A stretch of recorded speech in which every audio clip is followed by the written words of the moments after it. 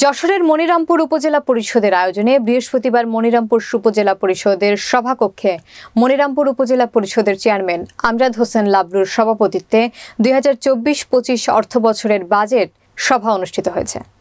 মনিরামপুর প্রতিনিধির পাঠানো প্রতিবেদনে থাকছে বিস্তারিত। ২০২৪-২৫ অর্থ বছরের প্রস্তাবিত ৯,৭,৮৪,৫৪০ টাকার বাজেট ঘোষণা করেন উপজেলা পরিষদ চেয়ারম্যান আমজাদ হোসেন লাবলু। এ সময় উপস্থিত ছিলেন মনিরামপুর উপজেলা নির্বাহী কর্মকর্তা জাকির হোসেন, মনিরামপুর উপজেলা পরিষদের ভাইস চেয়ারম্যান সন্দীপ ঘোষ, মনিরামপুর উপজেলা পরিষদের মহিলা ভাইস চেয়ারম্যান কাজী জলি আক্তার, মনিরামপুর পৌরসভার মেয়র কাজী মাহমুদুল হাসান, ইউনিয়নের চেয়ারম্যান ও মেম্বার, উপজেলার কর্মকর্তা সহ ইলেকট্রনিক্স ও প্রিন্ট পত্রিকার সাংবাদিকরা উপস্থিত ছিলেন।